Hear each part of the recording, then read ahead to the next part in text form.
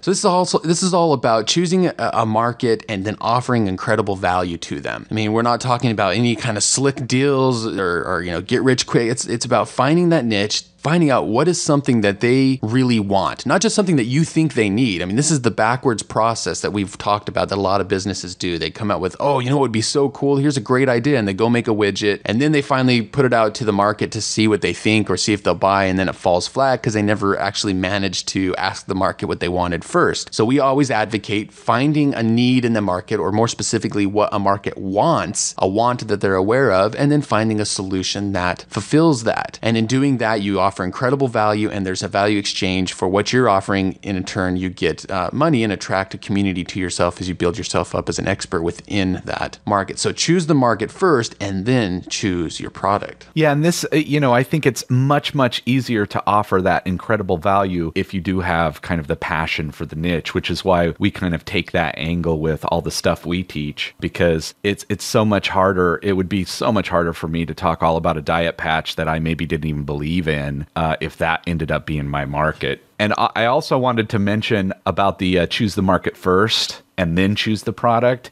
This just happened to me this week. An old buddy of mine came down from LA and wanted to talk business and just chit chat. And we were walking around the beach talking about this new business idea he had. And he wanted to make it really big and had all this information about it, knew what he wanted to do with it. And we talked about it for a long time. Then we came into my place and did a little research for him to see if the market was even viable. And actually, after all that talking and all that time, we found that nobody was looking for that. Nobody wanted that particular thing that he had. Now, okay, so two things happened with that. Number one, it sounds like kind of a bummer because he really wanted to do it. But the great thing is had he done it, he would have been really, really sadly, mistaken and put all this time and effort into something that didn't work. And we were able to, in just a few minutes time, research it and find out that it looked like it's not going to make him any money. So it could have saved him 2 years of trying to make this business when it wasn't even a viable business from the beginning. And that's why you want to choose the market first and then choose the product. Because again, without that research, he would right now be working on that business and it wasn't even a business that could make him money. Yeah, so many people dive right in, and maybe that's just the entrepreneurial mindset. And we absolutely advocate bold, massive action, but a little bit of thinking up ahead can really save you a lot of heartache. But here's another reason why we love internet business so much, and that is that you can prove an idea so quickly. Even if you do take action and it tends to be a misstep, and sometimes it will be, you can recover so quickly because it's not like you put out a ton of money to create the product. It's not like you put out a ton of money to get online. It's not like you waste a ton of time seeing if anybody will buy. And if they don't, you move on to the next idea, and that's fine. A lot of successful people have done exactly that, had to move on to the next idea. And I think a lot of people get just too hung up on this choosing a niche. I know it seems like a very heavy idea, and you're like, oh, I want to choose just the right one. What if it doesn't work out? Then all my hopes will be dashed, and then I'll have wasted time and money. But you know what? It's not that big of a deal. It's so easy to stand back up, brush the dust off, and move on. I mean, in practical terms, I know sometimes you can get your emotions all attached up into it, especially if it's something you're very passionate about and you're just really hoping works out. But I would encourage people not to be so afraid of this. And we talk about a whole list of factors that you can use in the academy for determining if something is a viable idea. And a lot of people say, well, give me a formula so I can find out if it adds up to be more than the threshold of X, then I know it's a good idea. But it's actually doesn't need to be even that complicated. And you can probably guess just from some of the things we said right here. In fact, I'll go ahead and list out several of the criteria we give, and then of course, if you're a member of the Academy, you can go and refer to that whole long list of factors. But obviously, one of them is, does the niche provide for your definite major purpose in your lifestyle design? Number 2 is, are you passionate about it? Number 3 is actually seems a little bit nebulous, but actually is a pretty big one that we've learned to trust and use, and that is, what does your gut tell you about the viability of the niche? Number 4 is, how quickly can you act on it and see what the market tells you? I mean, the best way to know is just get it out there quick and see, does the market buy? And they're going to tell you. And again, internet business mastery, or just making internet business, lets you know quickly if that is the case. another one that surprises people sometimes is there competition in the market? That's actually a good thing. That means if other people are making money in the market, you can too. If you go and find that there's absolutely no competition in the market, yeah, maybe you've found a gold mine, but chances are that other people have tried and it just hasn't worked out for whatever reason. So,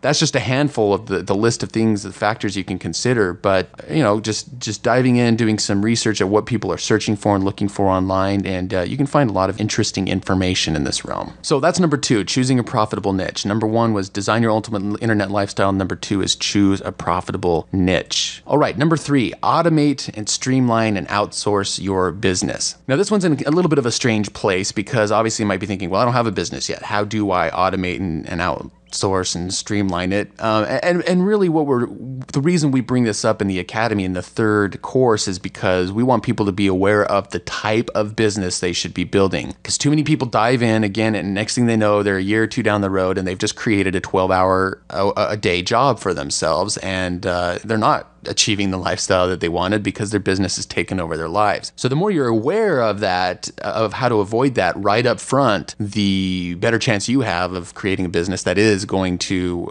make you more money as you actually work less over time. So obviously you need to pick a business that's going to fit your lifestyle. We both knew that we didn't want to have employees that we had to go to an office and manage or hire somebody to manage or do, we have a team of over a dozen people who work with us all over the world, but none of them are employees. They're all freelancers, and, we've never met any of them in person, and that's fine. That works perfect for us. And so that's, something in the structure of our business that we planned from day one. So, with every step, basically there's this process of, can I eventually create a system out of this that can be streamlined and then maybe outsourced and then even automated potentially through different systems? And that's another reason we love internet business, is there's so many ways to automate the things that you do with your marketing and your product fulfillment. And you can create a business that makes money for you at night while you're in bed without any employees even working for you. And so that's such an awesome thing. So we create systems for everything. We create procedure lists for everything as we go along. So once something has been streamlined, then we see, is there a system we can use to automate this? Or if not, let's go find somebody to outsource it. So that in the end, we are only doing the things that we really love, that we're really passionate about. And if we find ourselves going,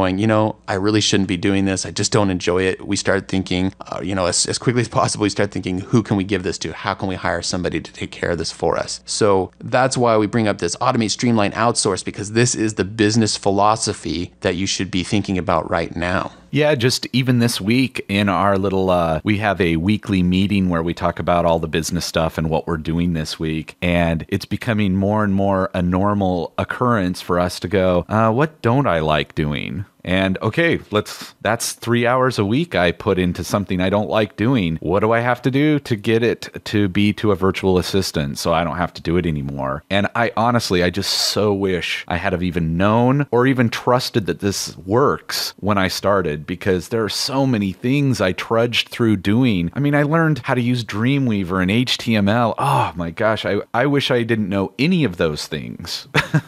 I wish I could have started with, okay, I'm going to hire a WordPress guy from the beginning, instead of me looking through how do I use PHP and all this stuff that I learned that I absolutely did not want to know. And now we have people doing all of that for us so we can focus on the stuff that we really, really like. And knowing this again at the beginning when you're designing your business will help you so much more. I think I probably wasted 2 years easily of the maybe 3.5 I've been doing business just on doing stuff myself. And still, again, in our weekly meetings together, we have to go, oh, what am I doing that I shouldn't be? To remind ourselves, we still don't have to do stuff we don't like. Yeah, absolutely. This week, giving ourselves that extra kick in the pants again, I caught myself on a couple things. And so I mobilized 3 new people for our business this week doing different tasks for us. And I gave myself the challenge of, if I run into something like that I start having that feeling of I shouldn't be doing this, I gave myself the challenge to go and find somebody in 15 minutes or less to take that over for me. And actually did it. I did that. One was through Elance. One was just through a Google search.